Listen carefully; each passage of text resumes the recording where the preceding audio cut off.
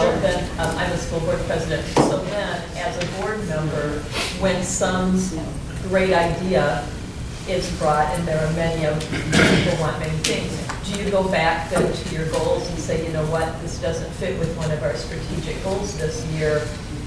Either we're holding on that, or just no, it really doesn't fit with the direction of our top. Sure. And if the chair brings forth something, and let's say we say no, she says, well, you gave me this goal, here's how I can achieve it. Okay, great. Now, the open enrollment, we weren't specific from the board level of how to do that, but now it made it front and center. So as part of Karen's evaluation, she went to her principal saying, okay, why are some people leaving the district? Let's look at that. We have a virtual school. Can you do a middle school, which we now have, to get those kids who are maybe enrolling to enroll in virtual school? We have other districts who provide an online learning type of thing. So finding ways we can stop some of the outflow and get more inflow, and it became at front and center because now the goal was actually there for all to see and we agreed on it. So you see that alignment, that's the responsibility as the board to make sure we're focusing on what we said was key. There's a disagreement, go back to the goals and here's what we're about this year. Does it match that or not? And I'm not shy about asking the board for help. We really do have a talented board with many different kinds of people on the board and various talents. And so if I don't know how to do something, like I didn't know a lot about marketing or social media, I go to the board members that have already done it in their businesses or their occupations and ask them if they can help me, and they've been more than generous with their time. Just a question for the principals of Janesville. What does this mean for you and your parents, and how does it change how you do business at the school? I guess having worked in a different district, one thing I appreciate in Janesville is you know what the goal is. You know why you're at work every day. You know what you're trying to achieve. You know where you're trying to move your teachers to get the results that not only the superintendent, the board, but our building as well is working towards. It really does give you that laser-like focus of what you're doing at school every day. Having worked in other places where there wasn't an evidence focus, we had goals, like Bill said. Did we ever achieve them? I don't know. I know at the end of the day if the 15 things I've done move us closer to those goals. I guess I would just echo some of what he said. It creates a whole lot of alignment through the entire system. So not only for myself and my assistant principals, but teachers know what we're working on. It aligns with our school improvement goals. Everything suddenly now is moving in one direction. Whereas before, I'm not sure that we connected those dots for people within our organization. They had things they were doing in pockets, but I don't know that they saw how it all came together, and I think they do now. And we talked a lot about transparency, and certainly that's true at our level as well. I talk with my PTO about my scores, about my strengths and weaknesses. I ask them for input about what I can include in my action plan to make improvements in those areas. And we're not only looking at our employee satisfaction and our parent satisfaction, but also our students. And at our level, that's very important. And so, we just rolled out our data from last spring, and we're sort of triangulating that data, looking for patterns or trends in what we're seeing from those three different groups. And again, we stand in front of our staff, and we put those numbers out there, and we talk about what we're doing well and what's not going well. So I guess that's how that changes day-to-day operations. Do you have a student survey as well? We do.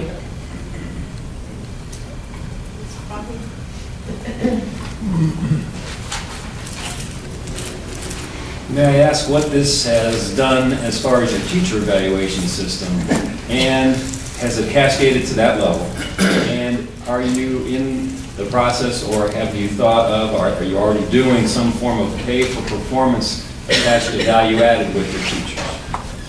Well, we are currently under a contract with the famous in the state that right now, no. But is it coming? Absolutely, at least from this person's perspective.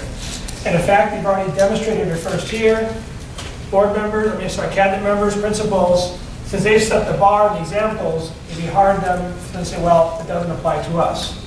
So yes, I've been pushing for student surveys, even at the classroom level, and for pay for performance, probably bonus pay. I'm not sure we'll go to complete, merit. We'll discuss that, but that's the next step that happens now, cascaded down to the teacher level. Yeah. We're in the process of writing our employee handbook, and that'll be a part of that handbook process for next year. So we are looking at all of those things, but our state also is developing a teacher evaluation model too. So we're looking to align with the state. I am on an incentivized plan, just so you know that too. It's part of my contract. And so based on my metrics, there's certain incentives that I have that are monetary. One more question? Anybody? One of the things I can, spending the time in Janesville, I started kind of the journey with Karen, basically. And I became more involved, more on a consistent basis. And one of the things, I just get back to the principles for a few minutes in the evaluation. We were really kind of looking at, we were implementing some must-haves, working through the strategies. And at some point, we were foreseeing a little bit of increase, but we knew that we had to move forward in Janesville with the leader evaluations. And so Karen and I were just talking through the summer, and she presented it as kind of like, more like a pilot with I remember this so well, in July, a pilot with the principals, and let's just kind of see, Steve, you were part of that, let's just kind of see. And then all of a sudden at that meeting, I think, or within that month, the principals just made a decision, we're coming on board. It was like, we're going to do this.